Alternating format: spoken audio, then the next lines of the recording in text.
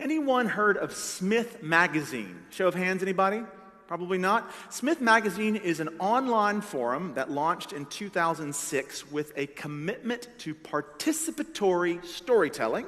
It's been called, quote, a gigantic online cocktail party to which everyone is invited to hear and tell personal stories. Larry Smith, one of its founders, was describing in his TED Talk the week that the magazine really took off. It was sort of a niche project, an online storytelling journal, but it was about 10 months after they'd launched, and it was the week of Thanksgiving in the States. Thanksgiving week, everyone works for a couple days and then goes home or to their friends for big meals with their families at tables. And they were planning Smith Magazine for the December issue of the magazine, and that week, the magazine's central story kind of fell through. It dropped out at the last minute, and they were left with nothing for their magazine.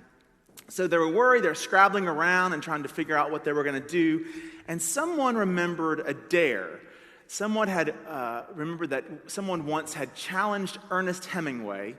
Could he write a whole novel in 6 words? A whole novel in 6 words. So the Smith Magazine folks thought, we don't have a story, let's dare other people to write a story for us. So on their website, they invoked Ernest Hemingway and challenged readers to write down their stories in 6 words, just 6 words, and to share them online. They dubbed this the 6-Word Memoir Project, and they posted this prompt on this emerging technology in 2006 called Twitter. They posted it there, and then they left for the Thanksgiving break. The next day at the Thanksgiving table, Larry Smith is home with his family, and he sort of says that his family is one of those families that doesn't really talk about deep stuff. They sort of stay on the surface of stuff. They don't really talk about their real lives. But Larry Smith told his family about this idea, this 6-word memoir project, and he said it started something that he did not expect to happen at his family. This shut-down family, don't talk about anything, they heard this 6-word memoir project, and they started talking about themselves. They started talking about their lives. They started talking about what had happened to them in 6 words. They sort of started distilling their experience into 6 words. He said it was the most entertaining, creative, moving family experience that he'd ever had. And by the end of the day, he said the family was doing everything in 6 words. This is what I think about the Thanksgiving turkey in 6 words. This is what I want for Christmas in 6 words. This is why my football team is better than your football team in 6 words. So later that day, Larry Smith got online, and he had got online for the first time since he left the office the day before. Remember back in 2006 when you could leave the office and not get online because no one had a smartphone? He got online and he realized that the Smith Magazine had gained thousands and thousands of followers overnight, and their website had totally crashed because so many people were trying to post their 6-word memoirs. That's how Smith Magazine took off, when they tapped into the truth that everybody has a story to tell, and then dared people to tell their stories in a creative way. The question they asked, got the question up here, is what's your story? What's your story in 6 words? And so since 2006, millions and millions of folks have shared their 6-word memoirs on Smith Magazine. I've selected a few from the website. There's some funny ones. Here's, I think, sort of funny, the next one. Class clown, class president, town drunk. Married by Elvis. Divorced by Friday. There's some really poignant ones. Dad's funeral, daughter's birth, flowers everywhere. I lied. The truth was scary. There are ones from people who've been really successful at life. Here's one from Malcolm Gladwell, the writer and author. Father, anything but journalism. I rebelled. There's some from young adults still trying to figure it out. I love that one. And my partner and I don't have kids, but if I could be guaranteed a kid like this one, I would definitely have one. This is a precocious kid's 6-word memoir. 9 years stacked within my soul. Oh. Next slide. What's your story in 6 words? What's your story in 6 words?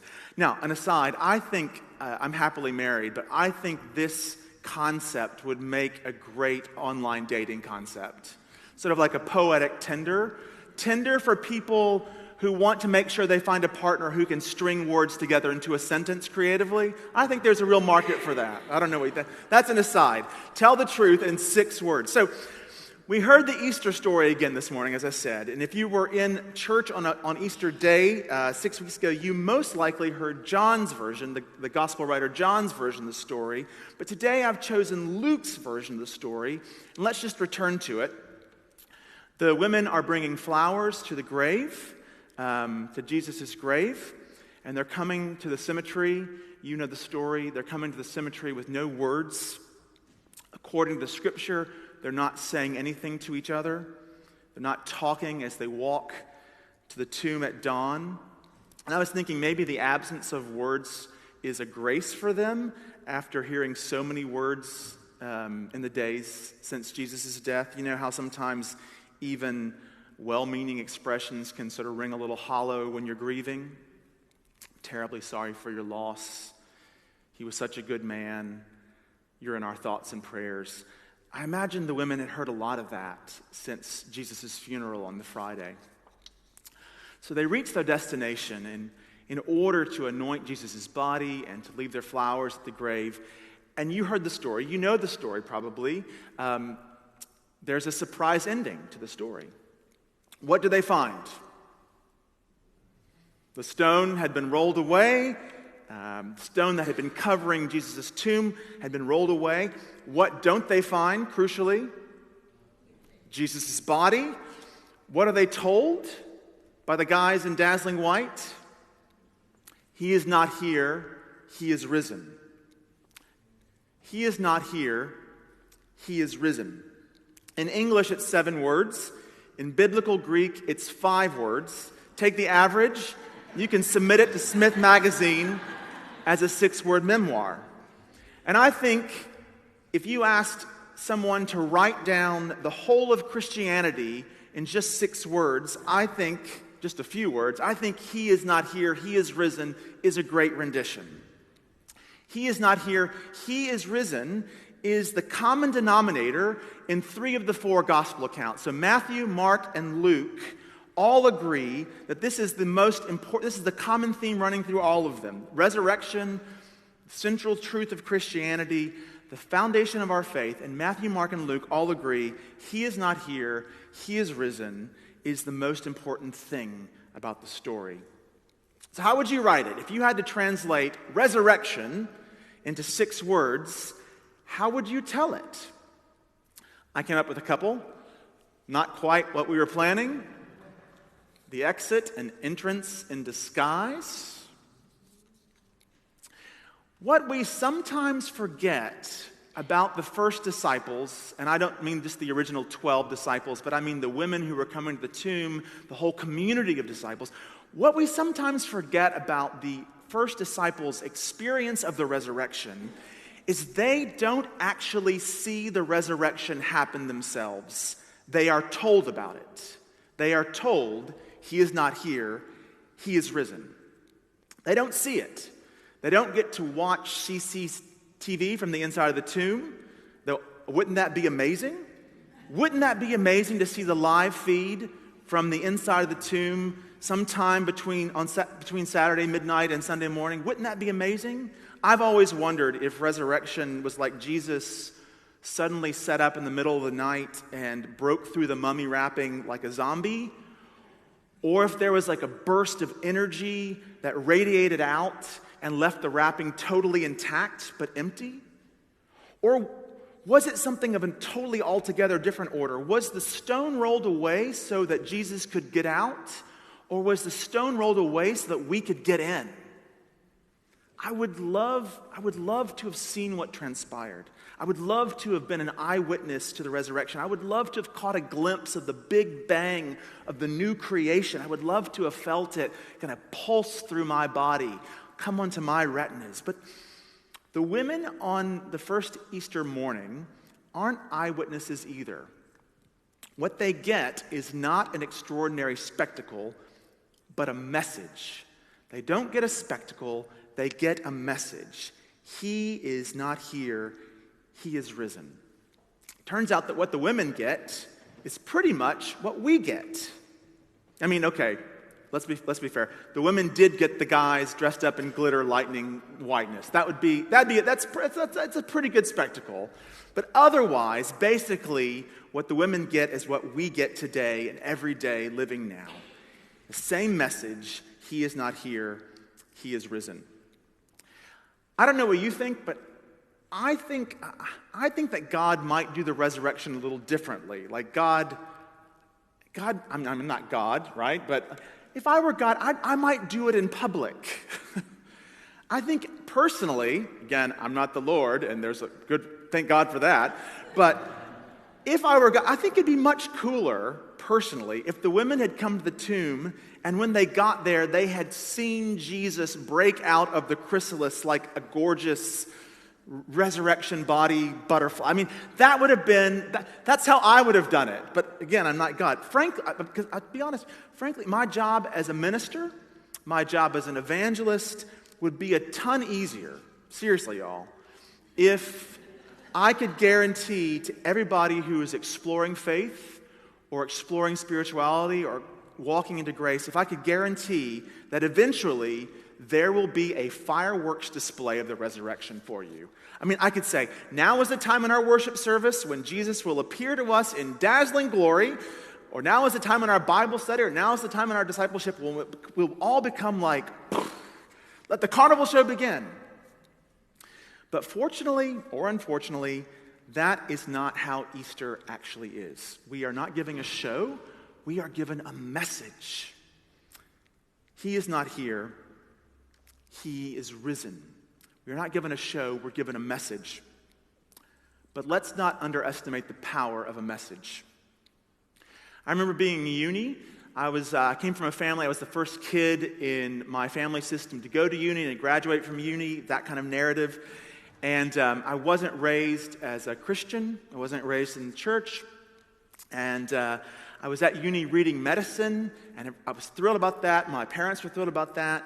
I was dreaming about being a doctor, which is to say I was dreaming about helping people, but it's also to say I was dreaming about money, if I'm honest. And I was dreaming about a well-designed house and another well-designed house by the sea, my second house, and that whole narrative. And then, like I said, at uni I became a Christian. And after I became a Christian, I was still dreaming about money and well-designed houses. But I was also thinking that because of my new Christian commitment, I would be the kind of wealthy person who would be extremely generous, but also still wealthy. This is what I was thinking about all the time. And one of my friends, I'll never forget, one night we were walking back across the university green to our dorms from a small group Bible study. I was reading the Bible really for the first time. We were talking, and she said, you ever thought about being a minister? I said, no, I never have. Huh, she said. And then I couldn't stop thinking about being a minister.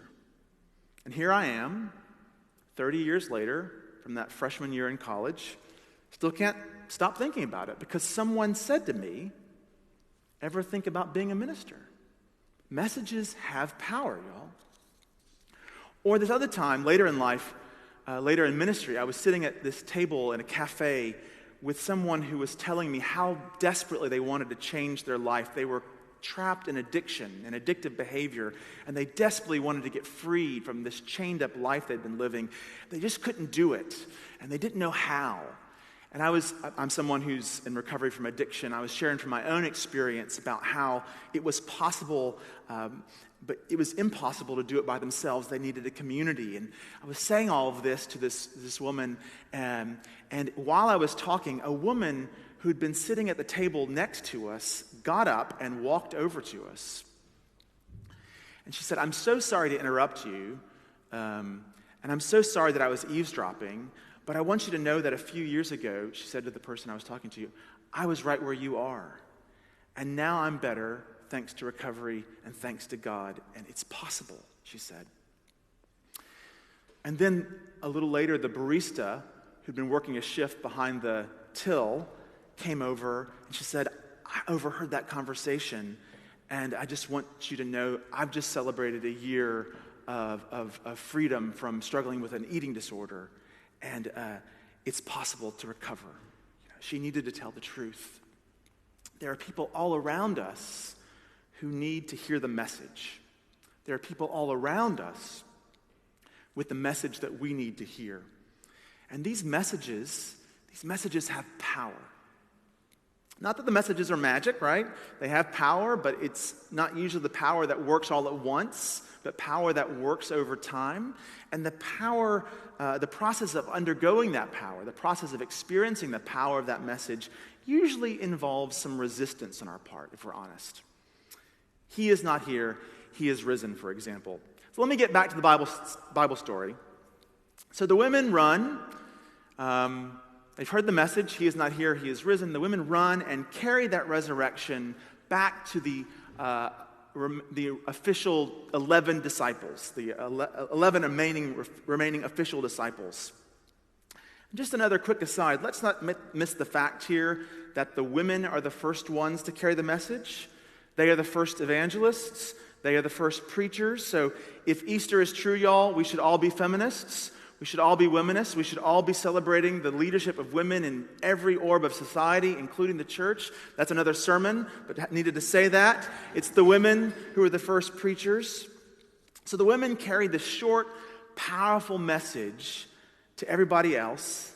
And this is what's so interesting to me. Those first folks, including the 11 remaining official disciples, they don't believe the message. They don't accept it. They don't believe it. They find it to be, quote, nonsense, an idle tale, utter folly, just plain silly.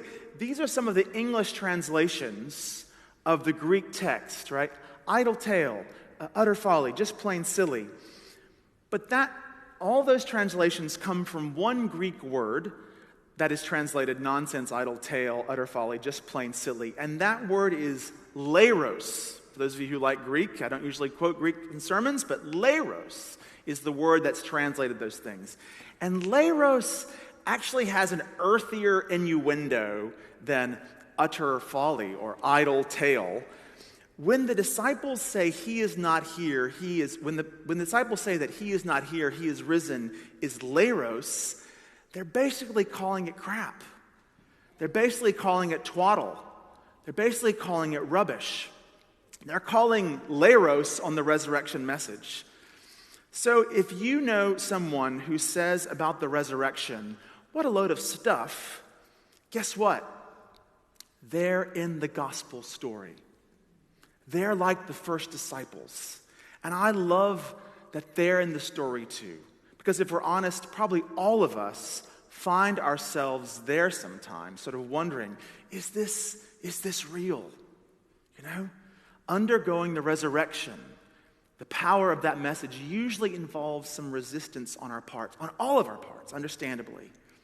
So I was wondering, why might those first disciples, why might they call that message leiros? Why might they call it twaddle, rubbish, crap? Why might they? I was wondering about this. I wonder what you think. I was thinking, well, maybe they are sexists and they're not going to ever accept anything from a woman. Could be that. Maybe they call it leiros because the news just seems too good to be true. They thought the story was over, but he is not here. He's risen. Can't be. That'd be too much. Be too good. Or maybe they call it leiros because they know if they truly accept the message, if they receive the news that he is not here, he is risen, that they themselves will be asked to carry the message to others. One writer says, Tom Long, he says, if they don't accept the message, they can just call themselves alumni of Jesus' school of religion. They can just call themselves students of an inspiring but finally tragic figure, teacher. But if they accept the message that he is risen, then the story is far from over. In fact, it's just the beginning, and their lives are going to change, and they're going to be sent out, and they're going to have to carry the message to evangelism, faith sharing, mission, being a friend in relationship, all that stuff. They're going to have to carry that message. Their lives are going to change. And there's some mixed feelings about that. One of my favorite preachers is this guy called Fred Craddock. He's in glory now. He's a blessed memory. But he was this wonderful old Southern preacher. And Southern preachers often employ what we might call magical realism, a little bit of magical realism. So he tells this story. He said he was outside once in front of his house, and he saw a sparrow walking down the street. And the sparrow weighed nearly a stone. And he asked the sparrow, "Aren't you a little heavy for a sparrow?" And the sparrow said, "Well, yeah, that's why I'm out walking. I'm trying to, get fit." And Fred said, "Well, sparrow, why don't you fly?" And the sparrow looked at him and like he was stupid and said, "Fly? I've never flown before." And Fred asked, "Well, why not?" The sparrow said, "It'd be scary. I could get hurt. Wouldn't know where the wind would take me. I don't know where I'd go." And he said to the sparrow, "What's your name, sparrow?" The sparrow said, "Church." He said, "I'm sorry, what's your name, sparrow?" The sparrow said, "Fred." If Smith Magazine is a giant online cocktail party where everyone is invited to tell personal stories, let the Church of Jesus Christ be a giant resurrection party that launches people out into the world, that sends us flying on the waves of the big bang of the new creation to tell the gospel story, to carry the message, to say something in our own words, our own life memoirs, to say something about the power of God. Because somebody needs to hear that message today, y'all. In Harpenden, in the Hebrides, in Sudan, in Ukraine, to all the ends of the earth. Yes, there is fear involved and some pain, but mostly there is freedom and great joy. You have a story to tell, y'all. We have a story to tell. He is not here. He is risen, not just on Easter morning, but every season, every second of our existence. I dare you to receive that truth and to tell it to the world. In the name of the risen Lord, amen.